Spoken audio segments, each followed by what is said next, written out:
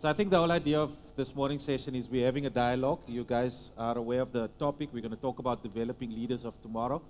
So it's quite nice to have the Nedbankers with us. I also have to behave myself because the gentleman on the opposite side is my boss. So I need to behave myself as part of this conversation today. But hopefully as we have this conversation, you can join us at any time.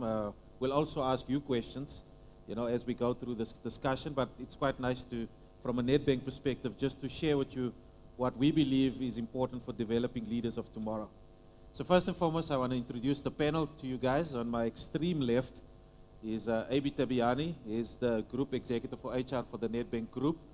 He has a lot of experience in being a board member, being part of the mining industry as well, and now for the last few years has been the Group Executive of HR. Just give Abi Tabiani a nice round of applause. It's nice to have him here. Morning, Abi. Nancy is on my left-hand side. Nancy on this side is the marketing executive of our Nedbank Wealth business, and we also want to welcome Nancy. So just give Nancy a nice round of applause. Morning, Nancy, and welcome. Morning. Ziadat is our head of Nedbank Specialist Training. She looks after our top program in the bank that develops CAs in our organization. So it's quite nice to hear from her this morning as well. So just give Zia a nice round of applause. Good morning, Zia. So for the rest of you, as mentioned, we'll make sure that you're part of the conversation. So let's kick off the conversation this morning. And Zia, I would like to start with you this morning. You're in the heart of developing people. You're in the heart of developing leaders for tomorrow. Please give us your view and what should be done to develop the leaders of tomorrow. What is your view? Thanks, Dean. I believe that we need to first and foremost recognize that leaders of tomorrow will be operating in an environment that's far more complex than what leaders of today are experiencing. And the most important thing for us to recognize is that, I'm going to sound like a broken record, but to iterate what Terence said earlier, is the emphasis we need to place on training and development as well as mentoring programs. We also need to recognize that the new generation of leaders will not learn in the same manner in which we learned. So we need to adjust the ways in which we train and develop our future leaders. We need to also leverage of the leaders of today. For example, we have AB in our environment who are able to give off those learnings and those key learnings, not hoard those learnings and keep them to themselves, but rather give them off to the future generation of leaders. So I believe that's what's more important, as well as being able to set and define a good career path for each of our leaders that we recognize in the organization and help them to set their own development plans. I think that helps them a lot into growing into their kind of own leadership style, which is important to every organization. So training and mentoring, I think, is extremely vital. That's very good. So the one thing you're confirming that the future leadership skill set that's going to be required is probably not the leadership skill set of today. And again, I would like to encourage the crowd and the Nedbankers to do some research on Leadership 2020. There's some interesting documentation, some research in the market. The leadership skill set of the future is actually not the skill set of today. And I can hear that coming from you, Z. Yes. Any other comments? Abe, your view on the leaders of tomorrow? What is your view on it? Yeah, in addition, Dean, to training them in a different way, we have to ensure that we train them on different things. I read somewhere a Harvard professor who wrote somewhere that she regrets the work she has been done in terms of training people, training them to doing things that today are seen as not being so kosher. So the whole question for me, the whole question of we have to ensure that we train leaders who will have a different orientation to the leaders we have today. This whole question of what is the role of a leader, if we start there, what is the role of a leader? Yeah. For me, one of the things I'd like to highlight is that one of the roles of the leader is to enable, or a leader is supposed to match the inner passions of his people with the purpose of the organization. Yeah. And that purpose has to be a purpose that is much more different than just maximizing profit. Yeah. In the past, if you went to a business school, all you were going to be told about is that your role as a leader, especially in the business setting, is to maximize profit, is to make sure that the shareholder is the one who's going to benefit the most. that kind of teaching is wrong today, because we have to create leaders who will take care of all the stakeholders. So as I said, the role of a leader is to ensure that you match the passion, the inner passion of your people with the higher purpose of the organization. And what is that higher purpose? Is to create value to all multiple stakeholders and not just the shareholders.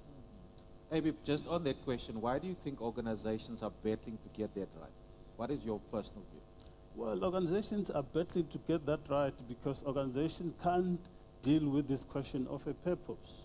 If you go to the financial statements of organization, what are you going to see in terms of what is their vision, what is their purpose? You still see things like maximizing shareholder value. In one organization I worked for, we had a very fascinating purpose statement or vision statement, and that statement was something like, we want to be number one in finding, extracting, and processing platinum group metals. If you read there, you don't see anything about employees, you don't see anything about communities, you don't see anything about government, it is just the shareholder. So if you run your company because you want to focus on one stakeholder group, it's a problem. So you need to start with defining a higher purpose that is going to inspire and motivate your employees. There is nobody who will be excited by going to an environment that just wants to make money only. I mean, this whole question of finding meaning and purpose in life is something that is applying to all of us as human beings. We are spending our whole lifetime trying to solve one problem only, and that problem is, why are we here? Yeah. So again, from an organization perspective, you're challenging us as the leaders to develop leaders of tomorrow. They themselves need to find their own purpose and meaning in coming to work, and also working for organizations with higher purpose. Is that part of the development journey? That is part of the development journey. As our role as leaders, you know, at whatever level in the organization, you have to make sure that the people who work for you can see what they do on a day-to-day, how it contributes to the higher purpose of the organization. Otherwise, they just come to work for collecting a paycheck at the end of the month, and that is the most disheartening thing ever. Makes sense. Thanks, Abs. Z, coming back to you. Earlier you spoke about the future skill sets required. What do you think are some of the skill sets required in the future? What do you anticipate? I think the foremost learning skill is learning agility, the ability to adapt and be flexible. Yeah. I think as leaders you get, or the old set of leaders, you know, you get stuck in this set type of mentality. And like I said, the landscape is going to be extremely complex to what we know it today. So we need to be able to teach our future leaders how to adapt to that market. And how best to do that is actually to put them in an action learning environment where they're actually able to see how is it that our current leaders adapt. Because the fundamental skill of any leader is flexibility, adaptability, and proactiveness. And if we can somehow leverage of our current leaders to show the future leaders how to adapt, then no matter what the landscape is, they'll be able to thrive. Makes sense. I mean, in the Nedbank business, I'm aware there's a statement that is quite prominent in the Nedbank business that says organizations don't change. Actually, it's people that change. And I think with the fast-pacing, changing landscape of our macro environment or micro environment, organizations, it's actually leaders that needs to be more agile, our ability to change, our ability to take risk, our ability to prototype. And I must be quite honest, if I look at the schooling of leaders looking back, we were taught to follow principles, to follow models, and what we were not taught at business schools was to be agile, is to recreate ourselves, is to innovate, and that's probably our biggest challenge today. And what's your comment on that? Huh? So I definitely agree that as leaders, you need to have that flexibility, you need to be fluid, because in my view, there's not one single style of leadership, because the circumstances or the people that you lead actually inform your leadership style. You would get people or circumstances where you have to be a visionary leader.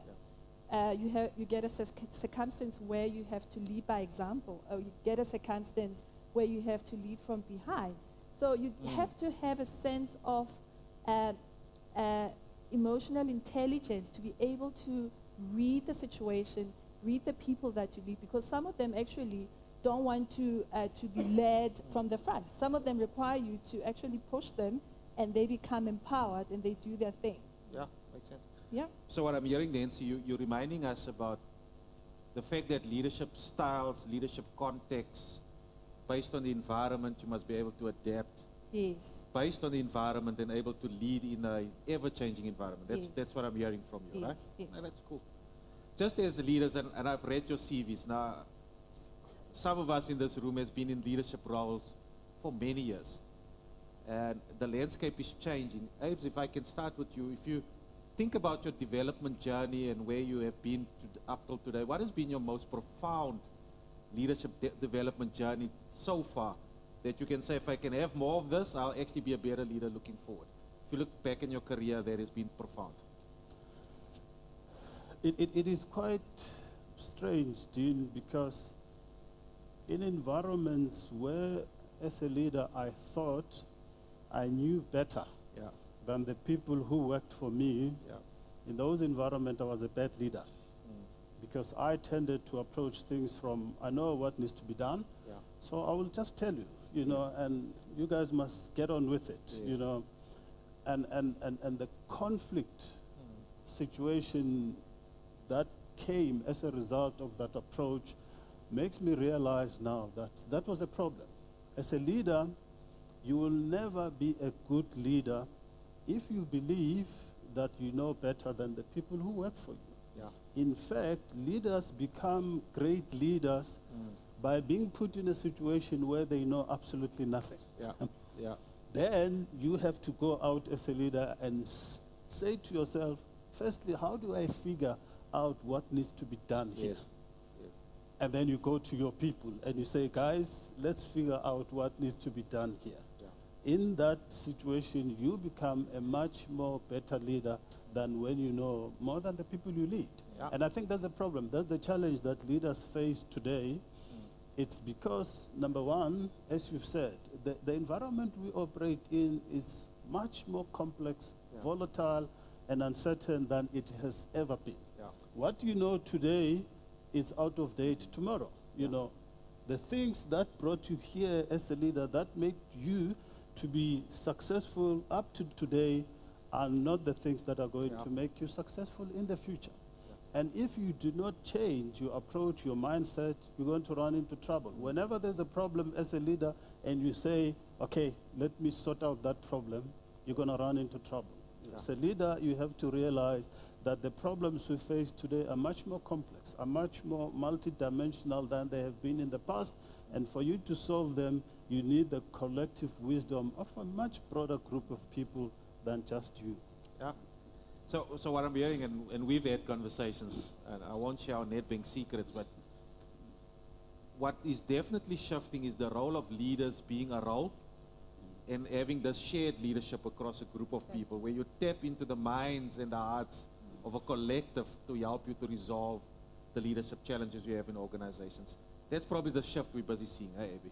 Yeah, I mean, there's one CEO who put it very nicely when he said, you know, leadership is not just the preserve of a few individuals at the top. Yeah.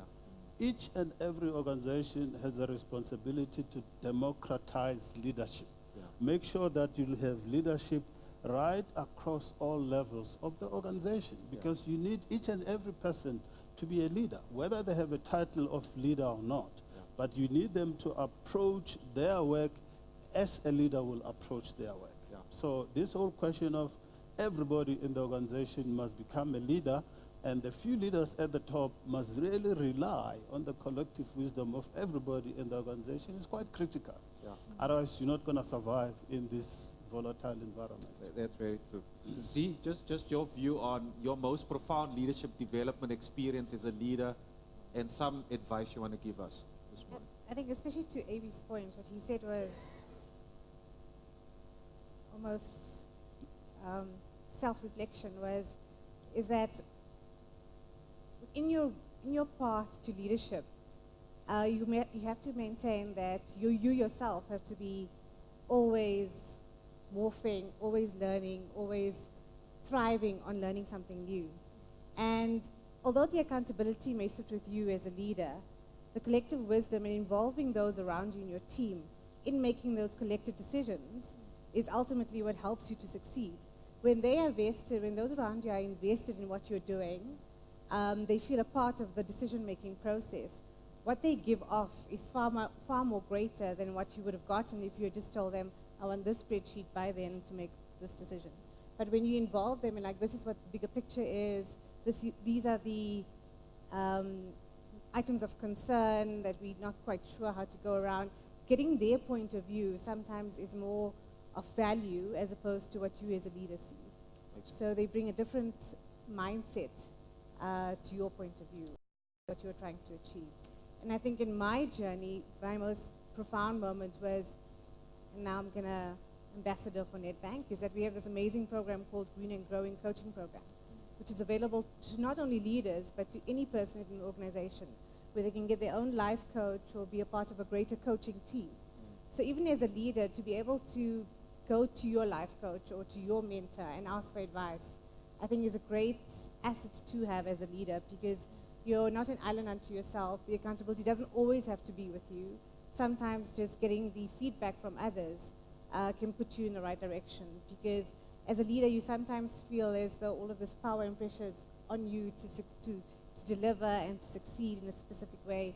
And sometimes when you step back and you survey the landscape and you see what kind of other information you can get, you make better informed decisions as opposed to the decisions you know within yourself. Nancy, your view, some of your critical success factors as a leader over the last few years? So there is a saying by General Norman Schwarzkopf, who was a commander of the coalition forces in the Gulf War in 1991. Yeah. So he was saying that leadership is a potent combination of strategy and character. But if you must choose one, you must choose character. Yeah. Because character is the only thing that defines leadership. Strategy can change. And character talks to the truth about yourself, your integrity and authenticity. So for me, in my leadership roles that I've played previously, is that when I remain true to myself, that's when I actually saw the greatest impact in the people that I led. But if I mean, there were times when I behaved outside of my own character and I could see that the results were not what I wanted. But when I remained true to myself, which is about honesty, fairness, integrity, the results actually came about. That makes perfect. So just from a sense from the panel, is there any questions that you guys would ask this panel this morning just based on their leadership experience before we get into a sense of how should the leadership development landscape now look like? If this is the challenges, if this is the opportunities that we face. Is there anybody that has a question? I see a hand there. Feels a bit like church. I see somebody there. Okay. Hello, my name is Sam Alexander from the Pacific Institute. Yeah. I wonder if you can help leaders to understand that there is a number of freebies they get every day when they wake up, and how they can take these things that they get free of charge every day and build them into the process of developing leaders. And maybe just to make the point that leadership is a process. Yeah. It's not a person. That's right. We can make sure that we keep the description of a leader where it belongs on the person. Yeah. Because many people, when they speak of leadership, they believe they're speaking about a group of people, and that's out of line. So these are the things that I, in my little research, have discovered people get every morning when they wake up free of charge. Yeah. And if you can weave this into their lives, you could probably produce excellent leaders. So the first thing you wake up with, when you wake up first thing in the morning, you have thoughts. Yeah. And we can expand on that, but no time to do that. And so if you can take leaders and help them to shape their thinking, you probably would, because that's maybe the most fundamental thing, the way people think. Yeah. The second thing people wake up and find, free of charge, opportunities. You know, you don't pay for them, they just come your way. And how do you use opportunities as a leader? The third thing you get as a leader is choices. What do you do when you get these opportunities? How do you employ your choices, and what do you choose? Next thing you get as a leader is resolve or decision making. What's the quality of your decision making as a leader? The next thing you get as a leader is you get 24/7. Everybody, all leaders, whoever is in the organization, get 24 hours. How they utilize these 24 hours is critical. And the last thing that I'd like you to help us weave these things into producing the kind of things you say is the last thing people get when they wake up, they discover themselves. Yeah, that's good. It's you that you discover. How do you take you in the context of all of these things and produce a leadership caliber of note in the organization? That's cool. I want to say thank you to our colleague for joining the conversation. One of the things I'm hearing from our colleague, just as you chat, one of the things we have to discover is that leadership is a practice. Just like credit management is a practice, just like HR is a practice, just like, what else do we have? Just like CA is a practice to be an accountant, leadership is also a practice. And what I'm hearing our colleague is asking us is, if we look through our own lives on a day-to-day basis, we must ask ourselves this question: do you have a leadership practice? Not a leadership role, but a leadership practice. Is there certain things that you do on a daily basis that you actually go home every day and you say to yourself, I have practiced leadership today? In the way I talk, in the way I think, in the way I've interacted with others, etc., etc. Do me and you actually have a leadership practice? Leadership is not a role, it's a process. Another word for process is a practice. So maybe for the panel, Avi, do you have a leadership practice? You spoke about purpose and meaning, which I know is very close to you. But as a leader, is there a certain practice that you follow as a leader on a day-to-day basis, and that you want to give us some tips around that this morning? Yeah, before I get to that point, I just need to say, yes, I agree, leadership is a process, it's a practice. Yeah. But leadership, it's that practice or process where the person, who you are as a person, is integral part of that process. Yeah. In fact, for you to be successful in the practice of leadership, Yes. there is a very important starting block, and that is to master yourself. That's right. And if I understood what the gentleman was saying there, Yeah. when you wake up in the morning, you wake up with yourself, with Yeah. your thoughts, with the choices that you face, with the opportunities, with the decisions that you make. Yeah. And for you to be able to translate yourself from who you are when you wake up in the morning to being an effective leader, that means you need to master yourself Yeah. first as a leader. I will give you an example. It's not an example. But as a leader, you need to have a number of intelligences. Yes. You know, the smart people tell us, you know, analytical intelligence, emotional intelligence referred to, systems intelligence. But there's another intelligence that is much more important in my view, Yeah. and that is spiritual intelligence. When you wake up as a leader, you need to wake up with an orientation that says, Yeah. I am going to work today. And my role as a leader in practicing this leadership, Yes. I want to create a better future for the people who work for me and for this organization. Because that is going to be a measurement of whether you are Yeah. succeeding as a leader or not, whether the decisions you make are good or not, whether the choices you make are good or not. And it will also enable you as a leader to be able to manage yourself effectively. Yeah. So all these 5 intelligence are important. But I think what we need to add today, especially for the leaders of tomorrow, we need to say, as a leader, you need to have spiritual intelligence. And what do I mean by spiritual intelligence? I mean spiritual intelligence is the intelligence that has to do with creating good things, that has to do with making good moral choices, that has to do with integrity, that has to do with ethics, that has to do with you as a leader wanting to do good things. Leadership positions comes with a lot of power and authority. And if that power and authority is not tempered with this spiritual intelligence, we run into serious problems, and we can see those problems today. So I like what the gentleman said. You wake up with 3 things, and you have to manage these things effectively so that you can translate those things into a good leadership practice at the end of the day. That's so cool. See, Nancy, your view on a leadership practice? Okay, so I just want to build on to what Abby was Go. saying, to say that, you know, when you wake up in the morning, you don't have to take that leadership and sustain it until you get to work. Yeah. You can actually start at home. You start imparting that quality at home with the people that you live with.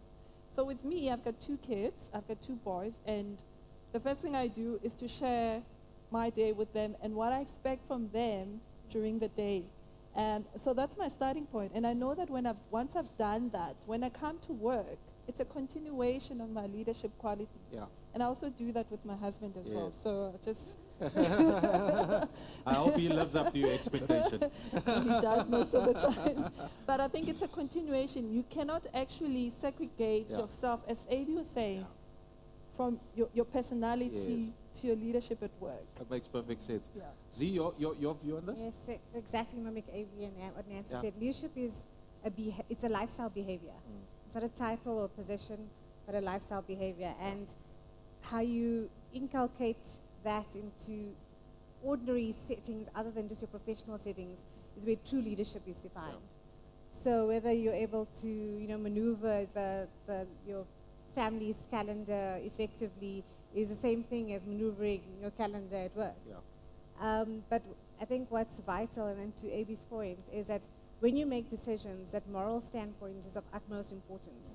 Because as a leader, you always have to ultimately do what's for the greater good, as opposed to the minority few. Yeah. And those are often difficult decisions to take, because we are all human, and sometimes we'd like decisions to go in our favor, but you've got to step away from that and become this neutral figure that's able to realize, what am I doing for the greater good? And the key word being there, for the good, as opposed to what's good for the minority few. moral Dean, compass. sort of to No. interrupt, there's a simple thing, and you've had people who work in Nedbank know this thing. Yes. I can never understand a leader, who has people working for him. This leader is supposed to get results through these people. Yeah. And you walk in the morning and you ignore your people. Yeah. You don't even say to them, I see you this morning, good morning. Yeah. In Zulu, when you say to somebody good morning, you say to that person, I acknowledge you, I see you this morning. Yeah. You walk in as a leader, you're not talking to your people. Yeah. And then you want to talk to them when there's a meeting to deal with that issue. Already they have a negative attitude. Oh, our boss is unhappy with us today. Yeah. You can't do that. Even though you wake up in the morning like all human beings and you're walking on the wrong side of the bed, you have to manage yourself so that when you get to work, you can at least say to your people, good morning, my people.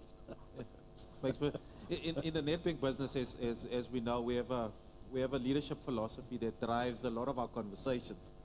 And we call it the 4E models. That sits back and say the fundamental premise of our leadership philosophy is embodiment, our ability to live in alignment with our values, to find purpose and meaning at work. Our second E in our organization is engagement, around how we treat others. The third one is execution, how we deliver results. And our fourth E is around the environment, which is what you've said, that leadership is actually not just what you do at work, it's actually what you do at home as well, because leadership is about behavior. And how you treat your kids is probably more or less how you're going to treat people at work. It doesn't change that much because it's about behavioral interaction. So I can hear that conversations this morning. Is there any other questions from anybody else in the panel? Is there anybody else? Or a comment on leadership? Any other comments? Guys, in conclusion, leadership development. If you now sit back and say, this should be the ideal leadership development landscape that will add value to the future leaders of the world. If you should give us any advice as to how that landscape should look like, how that approach should look like, how that environment should look like, what will be the ideal leadership development landscape? Any of you guys? Nancy? What will be your ideal leadership development, environment, execution? So I would say an environment that enables not only you as a leader to grow as a leader, but also enables you to create or develop leaders in themselves. So I think you would have made a great impact when you have developed people to become leaders. So if we have an environment like that and not just hold on to leadership as a position and think that it's only attributed to a few, but to encourage other people to also embrace the leadership and become leaders in their own right, I think for me that will be a great environment. Makes sense. Thanks, Nancy. Z, your view? Yeah, for me, the ideal learning and development landscape would be switching away from that classroom type learning or focusing so much on the technical. But it would be focusing more on the professional and the people themselves. So how best do we get them to reflect or become the person that they want to be? How much more quicker can we do that? Or, how can we actually put them in an action learning environment where they're continuously learning? Because the technical stuff can be learned, easily learned. We all have that learning mindset from a young age. But it's the actual execution of it all that, for me, is the fundamental mishap or misjoin that we have. And if we can spend time with our leaders, watching them showing us, they imparting their knowledge to us, I think that would be the ideal landscape. Because like I said, e-learning and m-learning and classroom learning, that's all the easy stuff. It's actual execution and watching how leaders make decisions is what we need to learn more. Makes sense. Abe, your Dean, I think we have to recognize that people are not the same. People are different. And people learn in different ways. And I think in our leadership development offerings, we need to really make sure that those who prefer this type of learning environment, they get exposed to it.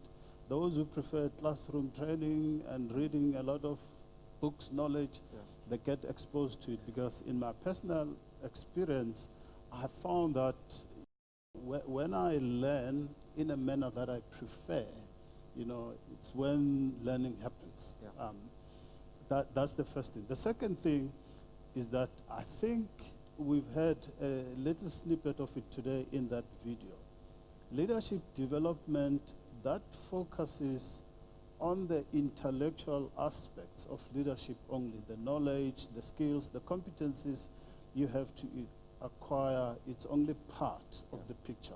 The other part of the picture has to deal with enabling you, the leader, the person, to be a better person, So this whole question of personal mastery is very important. And we heard today that the first step should start with self-awareness. All leaders need to be aware of what their leadership styles. They need to be aware how they impact other people and how other people impact them.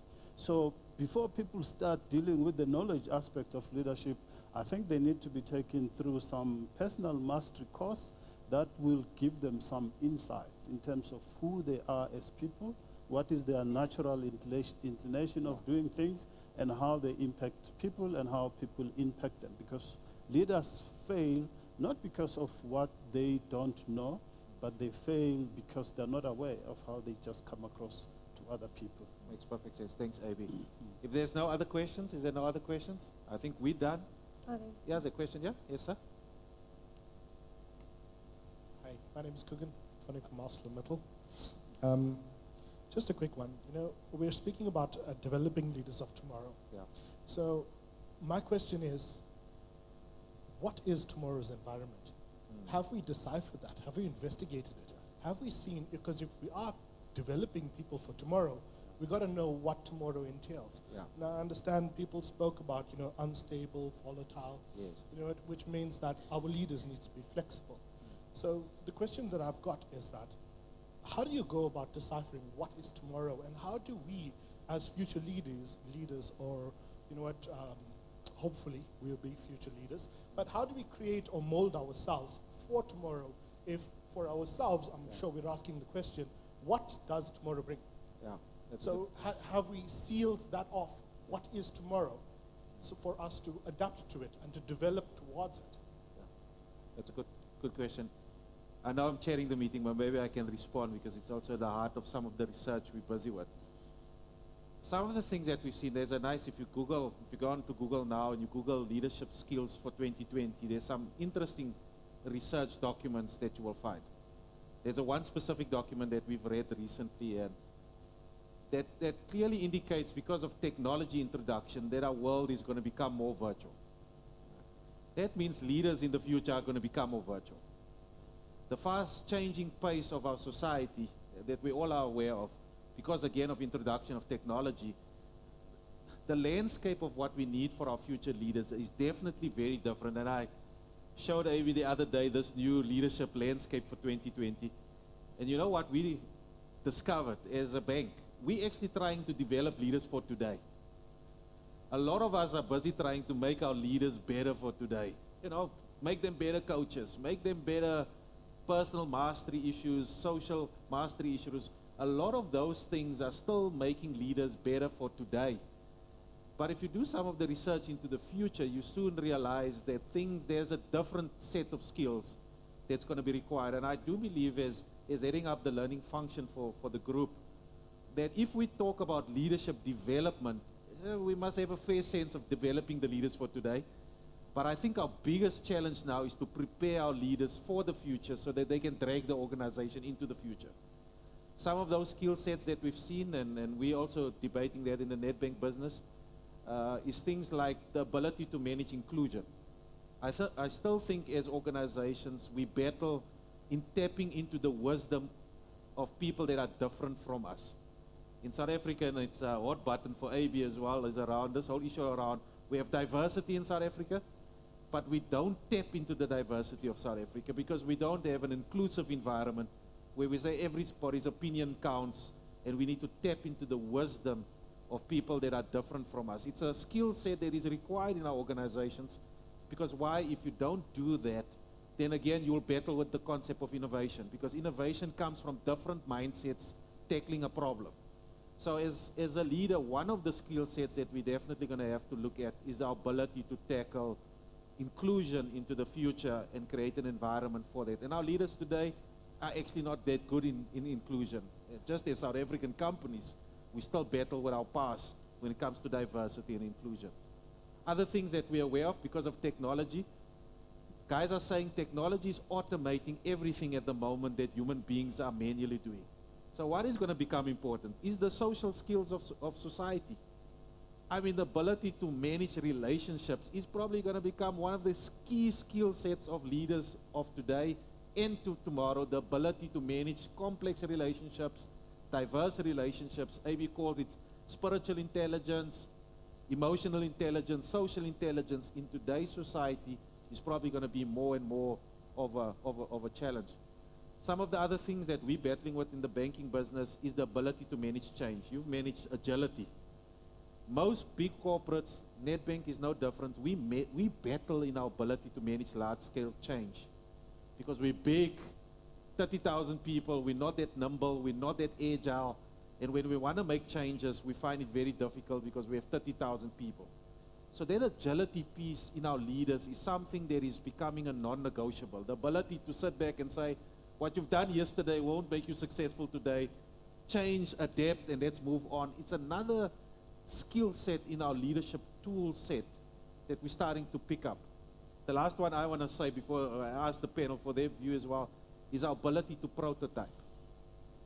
Prototyping, when we talk about prototyping, we normally think about physical products. You prototype a product and you put it to market, you test it, then you come back and you play. But what we're discovering today is that because of the fast changing pace of organizations, people are saying we now need to prototype even the softer side of our business. We have to prototype the change of culture.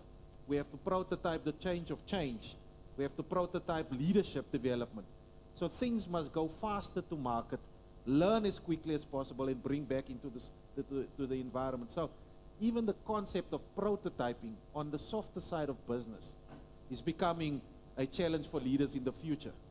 And of course, the big challenge that Abe is talking about is the leadership role modeling and the role that leaders play in the development of others is going to start playing a bigger role. And that's what we're going to do in the Nedbank business next year. We're actually going to ask the leaders of the bank to help to co-create the leadership development landscape of the bank. We're not as HR or learning going to come and tell the business this is what we think they should do.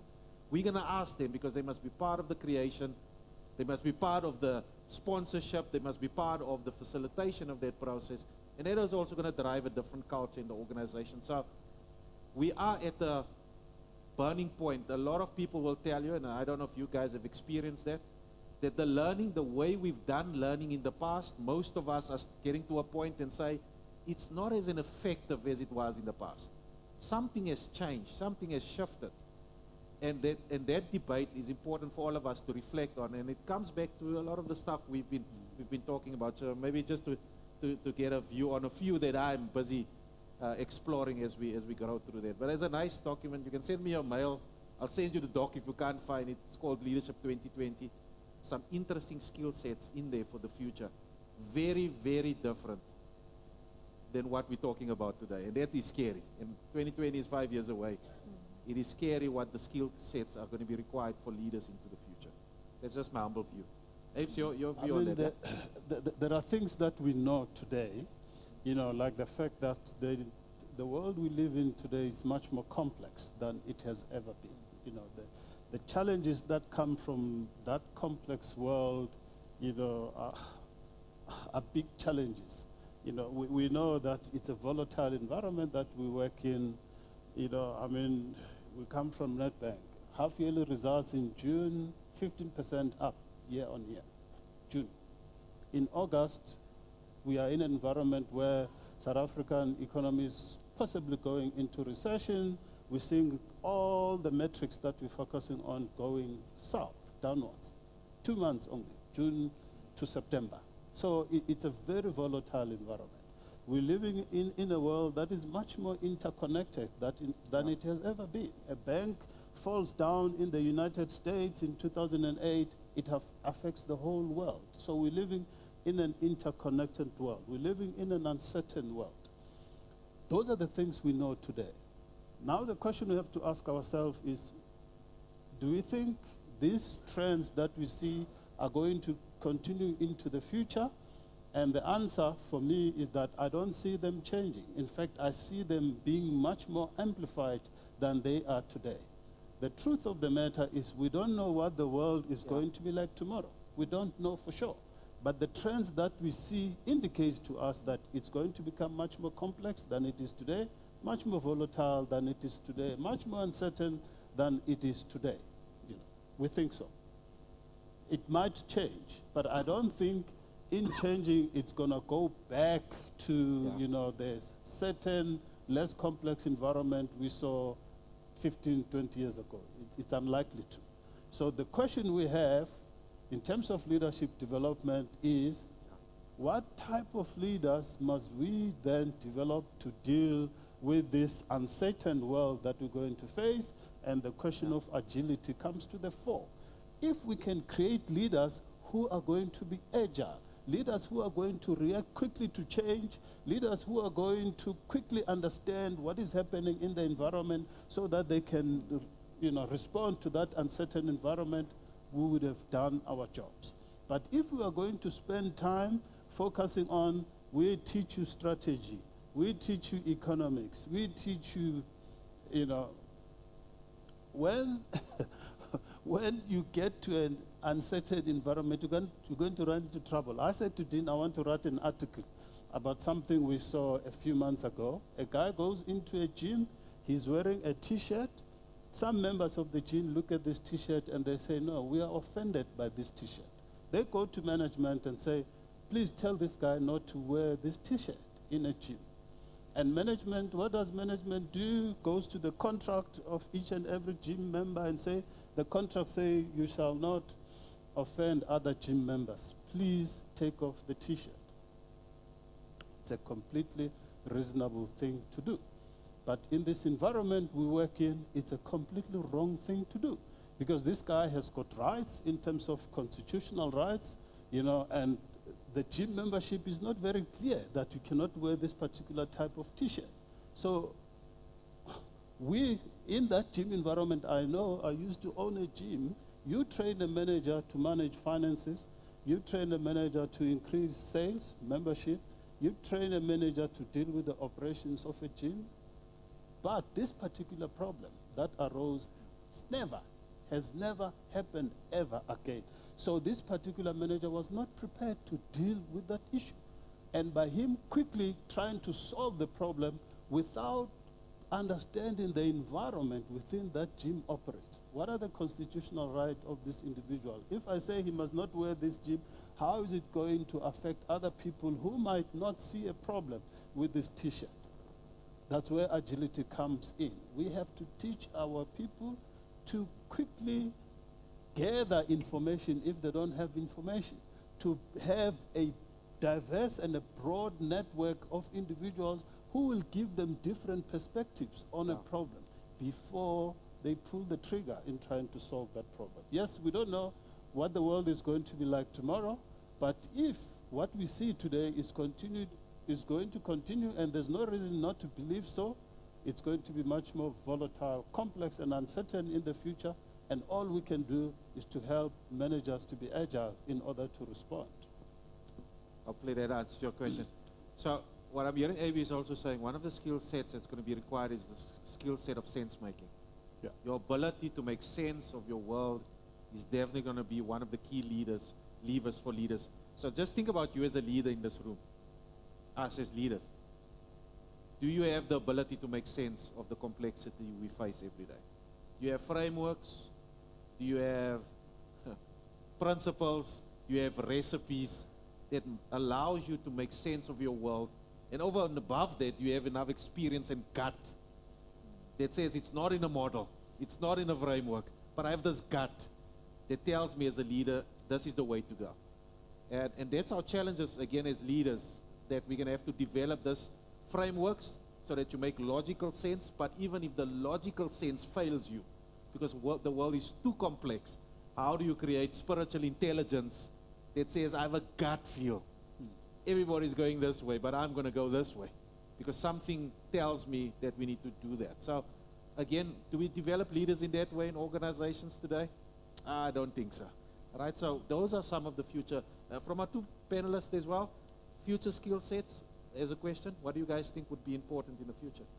No, I think definitely agility is the critical one to have because, like, as we all know, the world is constantly changing. That's the constant thing. Yeah. But if you are agile, you'll be able to adapt to those changes. So for me, that's the critical thing. But I just want to add to that is that agility, being honest with yourself, and that character that I mentioned earlier, will actually make sure that you are able to adapt with the environment that you are faced with. Makes perfect sense. See, last comment from your side as well on this? I think it's also important, irrespective of how if we can or cannot define what the future will look like, the one fundamental trait of a leader is the ability to inspire and motivate others. So yes, we need agility, we need to be able to quickly respond to change, know our strengths and weaknesses, be self-reflective. But at the end of the day, if you aren't able to rally together a group of people for a common vision or purpose, because those people may have those strengths to recognize opportunities, to be able to effectively manage change, but if you yourself as a leader can't inspire, motivate those people to do that, then you're not a manager. And there's a fundamental difference between those two words. A leader inspires, motivates, and coordinates, while a manager manages to get things done. So I think irrespective of what the landscape will look like, if you have that innate ability to inspire, motivate, you'll be able to get the work done. That makes perfect sense. Thanks, C. Yes, sir.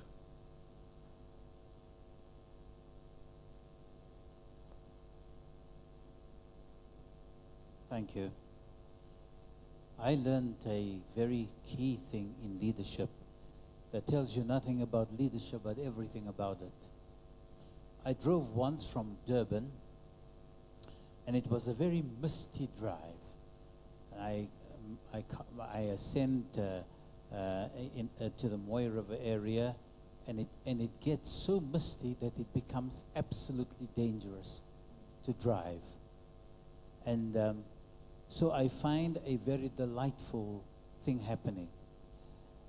First of all, the undelightful thing happening is that cars come in the opposite direction, and they have bright lights because they want to see the way they're going.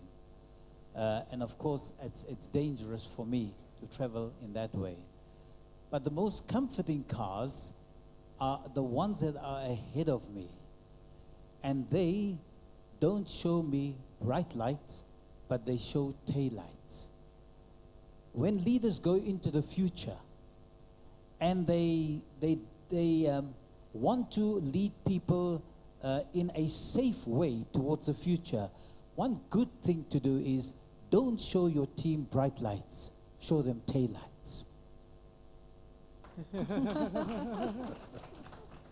Got you, sir. Got you. Any other comments? Are we done?